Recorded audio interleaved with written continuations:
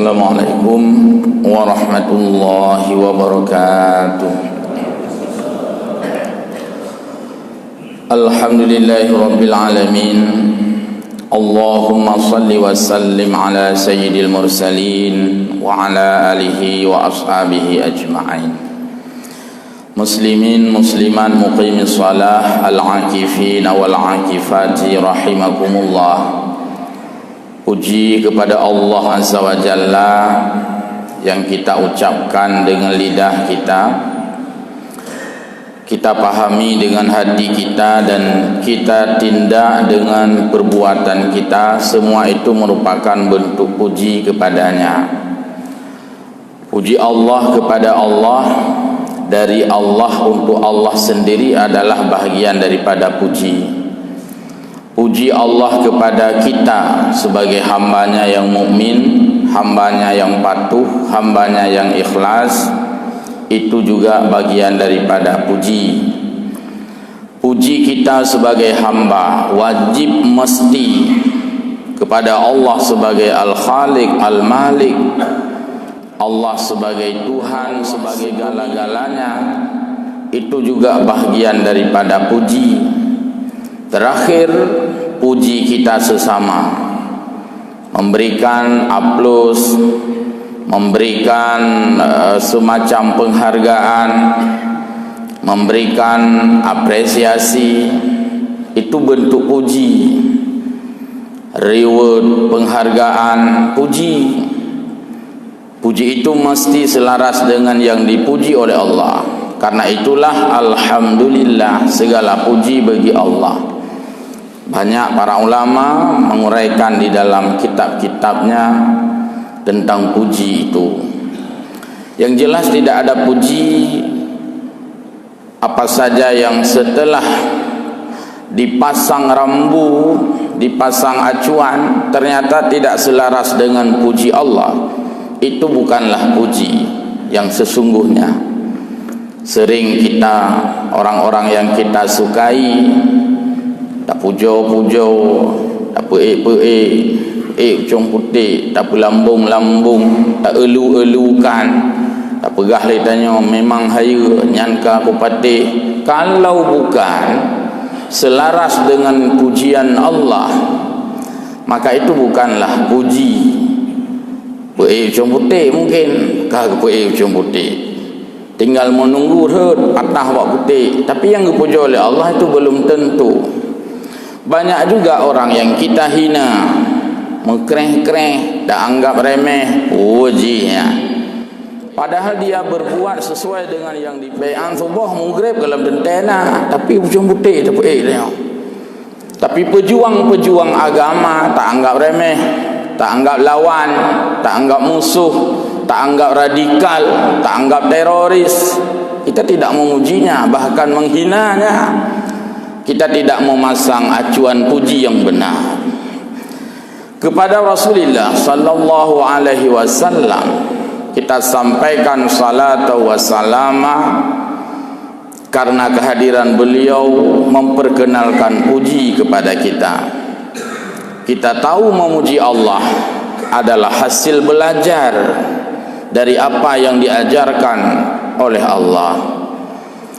Jamaah sekalian yang mulia, pada subuh yang berbahagia ini kita akan melihat satu doa yang sering sekali kita bacakan fi duburis salah. Doa yang sering setelah salat kita lanjutkan dengan doa. Yang pertama kita sampaikan bahwa doa setelah salat itu adalah anjuran Nabi. Bahkan di dalam ilmu tafsir disebutkan, fa idza faragta fansab, bila telah selesai satu ibadah lanjutkan, kata Allah. Jadi kalimat lanjutkan peneduk jih adalah beribadah. Nyolong kali lu ibadah. Iban lom ya Allah lanjutkan. Jadi lanjutkannya hidup sinan. Cocok le tanya tapi nah lain. Nyolong kali sabah periode. Iban lom lanjutkan. Pindah kalimat itu ke politik. Kalimat itu ada di dalam Al-Quran. Dan ulama tafsir memberikan makna fa iza faraghta, bila kamu telah selesai satu ibadah, kasalati, misalkan telah selesai salat, farghab, lanjutkan, summat doa, teruskan lagi dengan doa. Kita sudah berdoa kah mungkin lah masjid habis-habis, oh 6 lewat 5 kata boleh dah. Lanjutkan lagi, ada kegiatan lagi, cari nafkah dan sebagainya. Setelah itu lanjutkan lagi, semuanya terus berlanjut simultan, tidak ada berhenti, never ending, ana ujung, karena terus menerus ibadah ke ibadah, ibadah ke ibadah. Ajan teman dah piyuh melihat, tidak ada berhenti dalam ibadah, tidak ada cuti dalam ibadah. 29 mendatang tanggal merah, hari libur nasional karena memperingati Maulid Nabi. Founding father, pendiri negeri ini sangat menghargai hari Maulid itu, sehingga dijadikan tanggal merah, uro yang cukup dihargai oleh negara, tanggal merah, hari Maulid. Tapi yang libur adalah kantor, yang libur adalah dinas, sekolah, tanggal merah. Semaya hana pre, meratib hana pre, ibadah hana pre, hana cuti. Maka boleh kita katakan nyor uropri je lah, apa kegiatan yang ken dinas pakai uropri.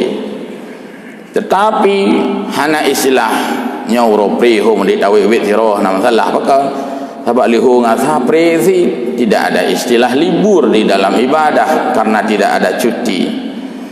Jamaah yang mulia, doa yang mau kita sampaikan adalah Allahumma qawwil umurana wa sahih ajsadana wa nawwir qulubana wa sabbit imanana wa ahsin a'malana wa wasi' arzaqana wa ilal khairi qarribna wa anis syarri ab'idna, dan seterusnya. Ya Allah, panjangkan umurku, tawil umurana, nepu panjang umulun ya Allah. Bisa dalam makna panjang secara waktu, durasi. Jika Allah engkau kehendaki umurku, katakanlah 50 tahun, menyujud nepu panjang ya Allah, karena jid nepu panjang. Allah mampu, Allah bisa memperpanjang umur kita. Mana lagi kita baca ayat tapi tena urung meninggal, la yastakhiruna sa'atan wa la yastaqdimun. Punya orang katro ajai, maka hanjit pupanyang, hanjit tunda, hanjit percepat. Tunda enggak boleh, percepat enggak boleh. Yang enggak boleh tunda ya kita enggak boleh menunda umur kita ketika Allah sudah mencabutnya. Kita tidak boleh mempercepat. Hai kutun le ya Allahnya. Nyo ada je bu mati lah menit nyo lah juga deh. Tak bisa mati kita karena kita tidak bisa membuat kematian. Yang tidak bisa menunda usia adalah hamba, bukan Allah. Allah Maha mampu untuk menunda. Karena yang memberi umur Allah. Kalau Allah menghendaki menunda umur kita, tidak dicabut dulu ya Allah juga. Pasti Allah itu maha mampu. Yang tidak bisa mempercepat umur adalah kita, karena umur itu bukan kita yang memberikan, tetapi Allah bisa mempercepat kalau Allah hendak mengambil kita kembali. Maka la yastakhiruna, maksudnya mereka tidak bisa menunda umurnya. Mereka itu manusia yang tidak bisa menunda umur, bukan Allah. Wala yastaqdimun, dan mereka tidak bisa mempercepat. Manusianya yang tidak bisa mempercepat usianya, bukan Allah. Mudah-mudahan tidak ada siapapun yang mengambil terjemahan yang salah. Maksudnya benar, cuma cara aku pegah salah. Aku baca ayat kau betul. Fa idza jaa ajaluhum la yastakhiruna sa'atan wa la yastaqdimun. Apabila telah sampai ajal seseorang, Allah tidak bisa memperpanjang dan tidak bisa memperpendek. Sangat salah. Masa Allah tidak bisa? Kok ada istilah tidak bisa pada Allah? Salah. Jadi yang salah adalah terjemahannya. Dia yang menterjemah salah. Tapi dalam Al-Quran, terjemahan-terjemahan yang sudah kita lihat tidak ada yang salah. Cuma orang yang terjemah kedua salah. Allah hanya kepanjang umur danya, hanya kepanjang umur danya. Siapa gah hanya kepanjang, siapa gah hanya kepanjang. Allah fa'alul lima yurid, maha berkehendak, maha mampu segala-galanya. Jamaah yang mulia, jadi kita minta pada Allah tawil umurana, ya Allah nepu panjang umulun. Makna yang pertama adalah panjang secara durasi.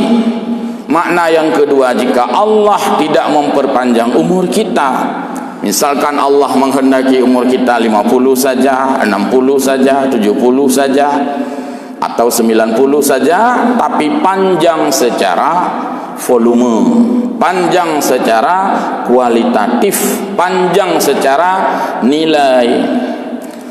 50 usia kita, 60 usia kita, absensi ibadah kita, nit alpa, nit palang, semuanya terconteng.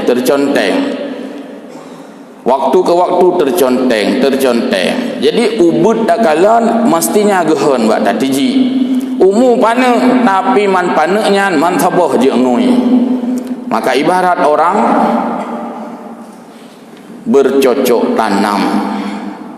Padum nalih namu tungku ana le mu kalinya. 8 hari sagai mu. Padum mentumang pade saboh tronton puno 8 hari gumu saboh tronton puno. Padum namu edon tungku lenalih kalinya bit kumabe.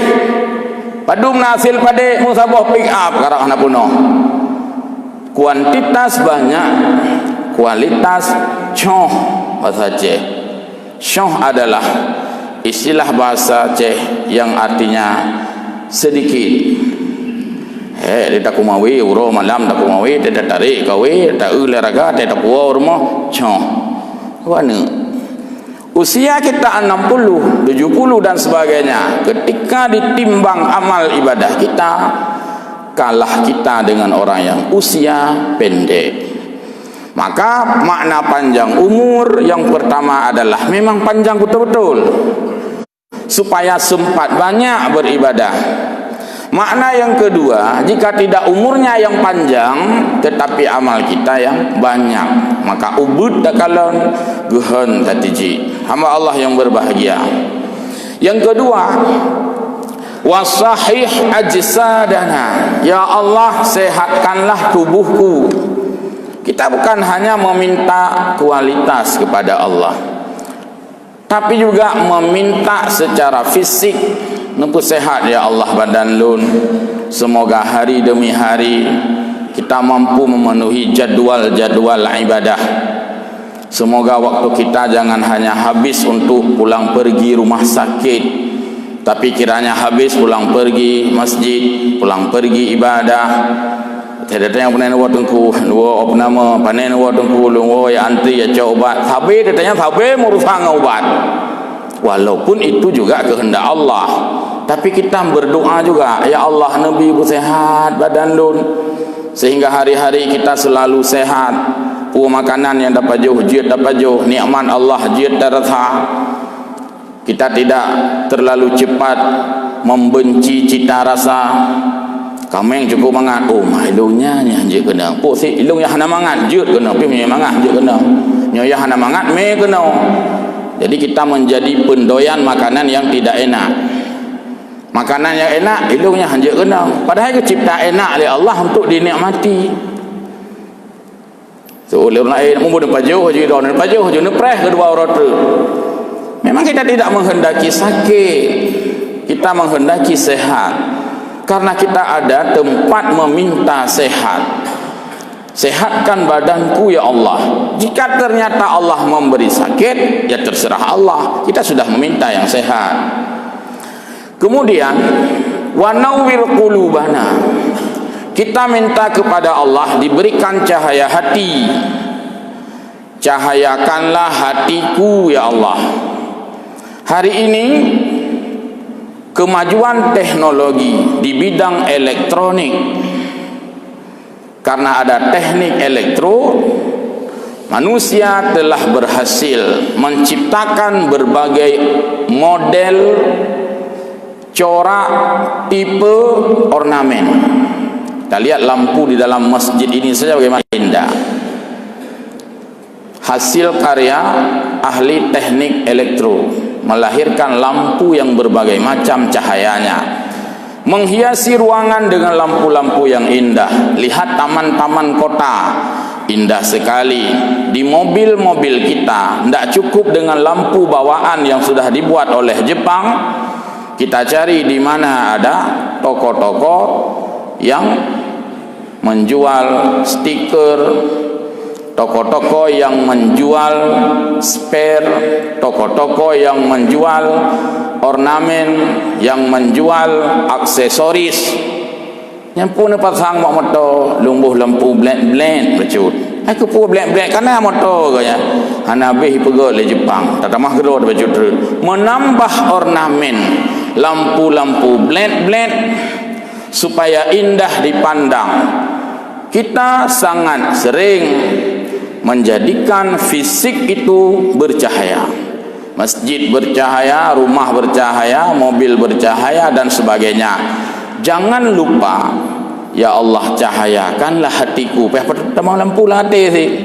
Bak dada kena lampu, bak babah kena lampu, bak gelinyo kena lampu. Terhias telinga kita dengan cahaya, terhias hati kita dengan cahaya, terhias pikiran kita dengan cahaya. Pakan terang tak hati don tungku, pakan terang tak hati don bapak, pasang lampu lah hati, tarik kabel lah hati sabo, biar gaduh pasang bak taman. Kita pasang lampu di taman, indah kita pandang taman. Tapi jangan lupa culok-cok, tarik dalam hati satu, nyala hati kupuh lampu supaya terang hati kita. Itu maksudnya wa nawwir qulubana. Dan orang tua kita dulu berpesan, hanya budak bagah-bagah muruno belajar. Lampu rumah anak. Ban budak rabakeh. Ban budak raba minyak gah, minyak tanah. Ban budak raba banyak celot bak bintih. Raba cen, pasang lampu, udip lampu. Ban budak kon dengan saklar ini aja mun. Jangan pada budak plam dah lampu. Ban budak kayak raba minyak gah. Kadang-kadang pada raba minyak gah, ikuh raba. Ada raba keh, kamu raba sikin. Karena kita tidak hidup di dunia lampu saat itu. Mudahnya belajar bengah-bengah, beut bengah-bengah, mulang bengah-bengah, baca kitab subuh, baca buku subuh. Lampu di rumah tidak ada, ranking 1 kita dapat. Lampu di rumah tidak ada, Quran bisa kita baca. Lampu di rumah, hafalan sifat 20 kita hafal. Hana payah lampu, tapi hati pasang lampu ketika itu. Nah, ini menunjukkan bahwa terang hati itu salah satu adalah karena memanfaatkan waktu subuh. Waktu subuh adalah waktu berkah. Maka disebut dengan bukratan wasilah. Kita memuji Allah yaitu bukratan wasilah. Dan kita sering mengucapkan Allahu Akbar kabira walhamdulillah katsira wa subhanallahi bukratan wasilah. Apa itu bukrah? Bukrah artinya pemecah. Bukrah artinya pagi-pagi. Bukrah artinya segar, fresh. Jadi kita memuji Allah di waktu yang sangat fresh, di waktu yang sangat segar. Maka bukrah, bikir menjadi nama daripada perempuan perawan. Lihat dalam kitab fikih bab nikah, perempuan itu ada 2. Pertama bikrun, bukrah. Bikrun itu dari kata bukrah juga. Apa itu bikrun? Bikir. Perempuan bikir adalah perempuan perawan. Apa hubungannya perawan dengan pagi-pagi tadi. Karena bikir itu pagi-pagi artinya bengah. Bikir itu adalah perawan. Perawan itu maksudnya pagi-pagi. Pagi-pagi maksudnya masih segar. Masih segar maksudnya belum dijamah orang. Maka perempuan bikir, perempuan perawan, artinya perempuan yang masih segar, yang belum dijamah oleh orang. Maka gebunan bikir perawan. Maka kalau istilah perempuan bikir karena masih segar, fresh, jilamanya pi mehai. Yang kedua, perempuan sayyib. Apa itu sayyib? Layu artinya. Janda dimaksudkan. Pakan laye karena kau pernah hidup leuro. Pakan laye karena kau trip. Pakan laye karena kau suput. Pakan laye kali kau kawin. Pakan man kali kau inggop. Layu maksudnya. Sayyib namanya. Jelamnya pi idrun baju. Maka orang tak mengkawin tanya nganson mengkawin. Janda, maka pun kawin janda, insyaAllah sanggup. Bahkan dia jelamnya pikon murah baju. Maka menyemahai dah jelamnya janda, ikut sih. Anak jadai bahkan janda, bahkan jadai mah jelamnya mahai dah. Kalau boleh mbak perawan, maka orang mundur biasanya. Itu dalam hukum nikah. Nanti dilihat dalam kitab-kitab tentang babun nikah. Hamba Allah yang berbahagia, itu doa yang tadi itemnya wa nawwir qulubana.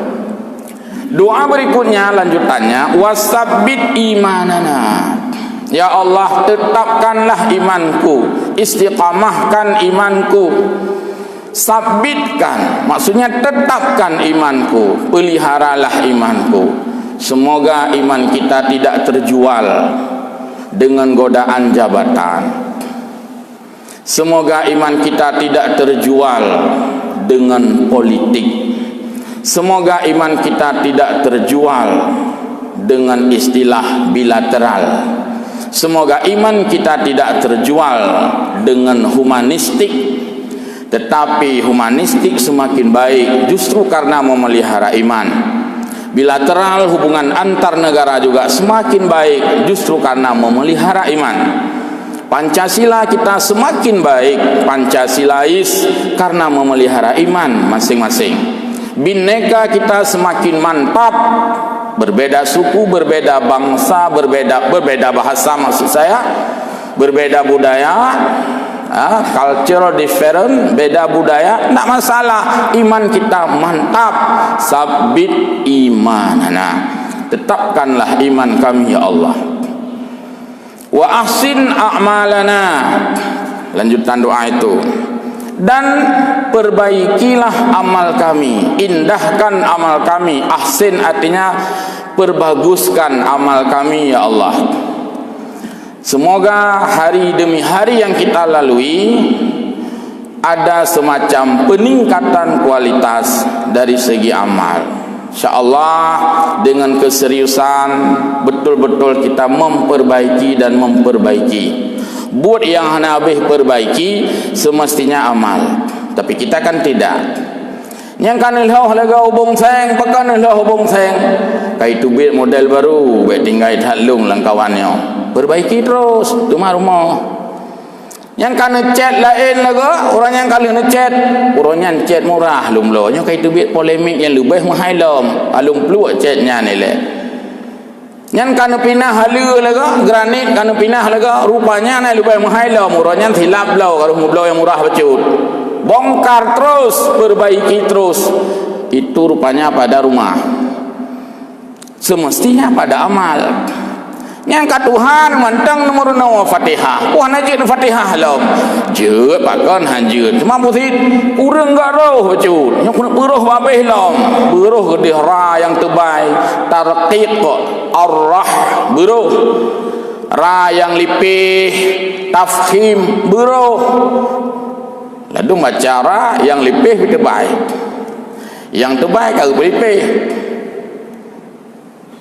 Kulli syai'in qadir. Itu bahaya ke peduk hinan. Pada haira di ujung itu kalau diawali dengan baris kasrah mestinya adalah tafkhim, tipis. Qadir, innallaha ala kulli syai'in qadir. Memang lipih nak tengok kan. Qadir, hai tu baik tak gara le vitamin ke apa? Tu bayar. Lagi yang bahasa Aceh lah tu, mak bahasa Aceh kai hidup ra tu baik. Oh kata hai daura si daura kan.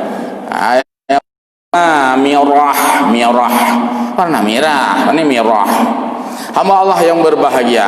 Kenapa terus belajar tajwid? Memperbaiki. Mang katuhang, adik katuhang, tapi hana betul perbaiki sampai. Perbaiki. Sehingga kita enggak pernah berhenti dari perbaikan rumah. Hamba Allah yang berbahagia. Itulah maksud daripada wa ahsin a'malana wa wasi' arzaqana. Ya Allah, perluaskan rezeki kami. Jangan dipahami hanya income per kapita. Yang kekun dengan rezeki, ya Allah perluaskan rezeki kami. Jangan semahannya seperti dalam ilmu geografi atau dalam ilmu ekonomi. Maksudnya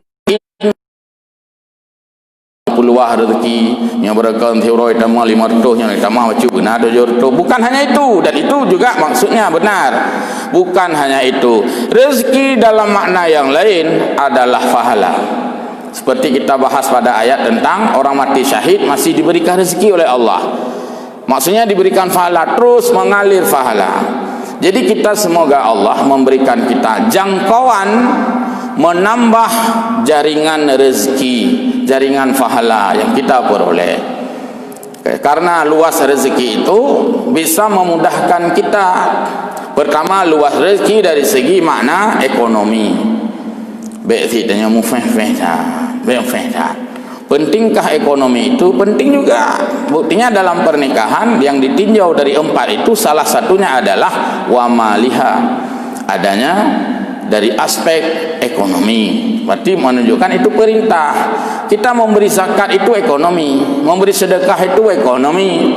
Hai le tahu orang boh jaga lagaka. Oh, peningkatan ekonomi umat. Ekonomi sangat penting. Tapi makna rezeki di sana di samping makna ekonomi secara income per kapita, tapi juga makna mendapatkan rezeki daripada aliran pahala. Aliran pahala.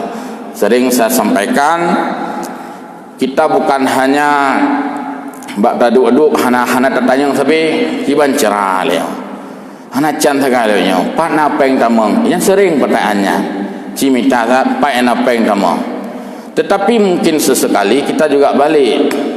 Kiban cara leh, yang kena tengah kumita caranya. Pu cara, nak minta cara, partna fahala tamang. Saya cari fahala tamang. Rupanya mudah tak minta fahala. Lebih mudah minta fahala tamang, ngempeng tamang. Mudah. Nyempeng tamang mungkin benar modal leh. Tender proyek benar modal. Kira-kira anak laba, hampir lu. Kira-kira kena anak lama belum, kayaknya rata-rata itu pakai modal itu. Tapi punya fahala tamang, apa yang modal? Dua dalam saji meratib fahala tamang, bersalim fahala tamang, sedekah fahala tamang, lumpuh fahala tamang, kalimatut thayyibah fahala tamang. Nah orang ijak ayat tu manyang buat tanya wahai tungkunya katuk leu-leu, tu man lu nak ijak sihat oh tumpuk dengar holun ya yo. Oh tunggu jak jalannya je insya-Allah merempak gede. Ka fahala tamang pakon kata pegah. Baik sampai dia katuk leu-leu nak jak tumpuk dengar. Baik sampai dah keun hana nami gaib. Tumpuk gaib 4 sigli jak kena. Tak pegah aja empat tumpuk dengar kena naik tulis nak tumpuk dengar. Jadi demikian mudah sekali. Jadi doa yang kita baca setiap waktu salat itulah lebih kurang makna dan pembahasannya semoga ada manfaat, ada faedah bagi kita semua. Amin ya rabbal alamin. Terima kasih dan mohon maaf. Wassalamualaikum warahmatullahi wabarakatuh.